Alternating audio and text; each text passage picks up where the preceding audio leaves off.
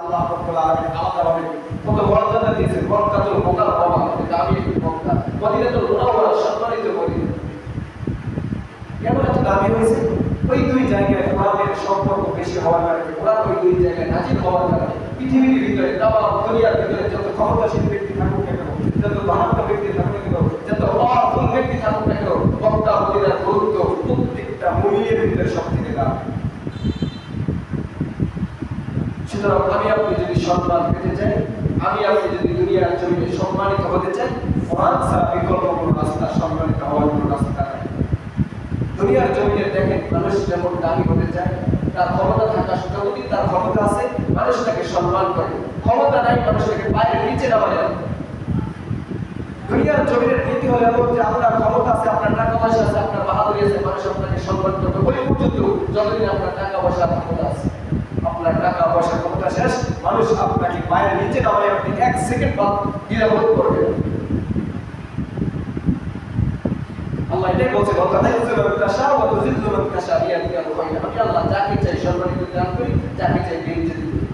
ক্ষমতা দিয়েও আল্লাহ রাব্বুল আলামিন কাউকে না কাউকে বেইজ্জতি করেন, আবার ক্ষমতা দিয়েও আল্লাহ রাব্বুল আলামিন বেইজ্জতি করেন। সব কিছুর মালিক হলো রব্বুল কারীম, আল্লাহ রাব্বুল আলামিন।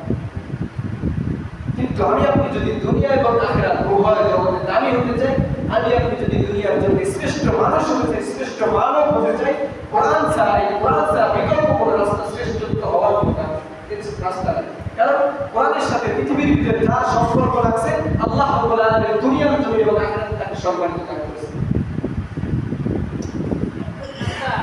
সুতরাং রমজান মাস চলতেছে, আল্লাহ রাব্বুল আলামিন শাহরুর রমাদান আল্লাযী উনজিলা ফীহিল কুরআন, আমি এই রমজান মাসে কোরআন শরীফ নাযিল করেছি। আল্লাহ রাব্বুল আলামিন লৌহে মাহফুজ থেকে পুরো কোরআনকে শবে কদরের রাত্রিতে আল্লাহ রাব্বুল আলামিন পুরো কোরআনকে এক রাত্রিতে আল্লাহ রাব্বুল আলামিন প্রথম আসমানে নাযিল করেছেন লৌহে মাহফুজ থেকে। সেখান থেকে রাসূল সাল্লাল্লাহু আলাইহি ওয়াসাল্লামের 23 বছরের জিন্দেগিতে, মক্কায় 10 বছর, মদিনায় 13 বছরের 30 বছরের জিন্দেগিতে একটা সূরা, একটা আয়াত, একটা অংশ বিশেষ এরকম ভাবে ধাপে ধাপে আল্লাহ রাব্বুল আলামিন নাযিল করেছেন।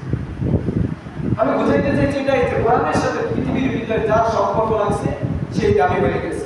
কাবার সাথে কোরআনের সম্পর্ক কাবা দামি হয়ে গেছে, মদিনার সাথে কোরআনের সম্পর্ক মদিনা দামি হয়ে গেছে, রাসূলের সাথে কোরআনের সম্পর্ক শ্রেষ্ঠ রসুল হয়ে গেছে, সাহাবাদের সাথে কোরআনের সম্পর্ক হয়েছে পৃথিবীর ভিতরে মানব ইতিহাসের ভিতরে সবথেকে দামি সাহাবাদের সাথে সাহাবারা। দুনিয়ার জমিনে যার সাথে কোরআন রাখে আল্লাহ রাব্বুল আলামিন তাকে দামি করে দিলেন। সুতরাং কোরআন ছাড়া সম্মানিত হওয়ার জন্য, কোরআন ছাড়া নাজাত পাওয়ার বিকল্প কোনো রাস্তা আমার আপনার কাছে। যেহেতু আমি আপনি মুসলমান, সম্মান পেতে হলে কোরআনের সাথে সুসম্পর্ক রাখতে হবে, নাজাত পেতে হলে কোরআনের উপরে আমল করতে হবে। যদি আখিরাত এবং দুনিয়া এবং আখিরাত উভয় জগতে আমি আপনি শান্তি চাই, কোরআন ছাড়া বিকল্প কোনো রাস্তা নেই আমার আপনার জন্য। এই কোরআন কারো জন্য হেদায়েত স্বরূপ, কারণ আলিফ লাম মিম যালিকাল কিতাবু লা রাইবা ফীহি হুদাল লিল মুত্তাকিন, কোরআন হলো মুত্তাকিনদের জন্য হেদায়েত, হুদাল লিল মুত্তাকিন, মুত্তাকিনের জন্য কোরআন হলো হেদায়েত।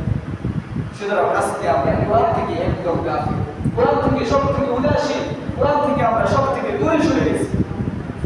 আল্লাহ হাবিব সাল্লাল্লাহু আলাইহি ওয়াসাল্লাম বলেন, বিদাতে বলেন, তারাকতু ফীকুম আমরাইন লান তাদিল্লু মা তামাসসাকতু বিহিমা কিতাবাল্লাহ ওয়া সুন্নাত রাসূল।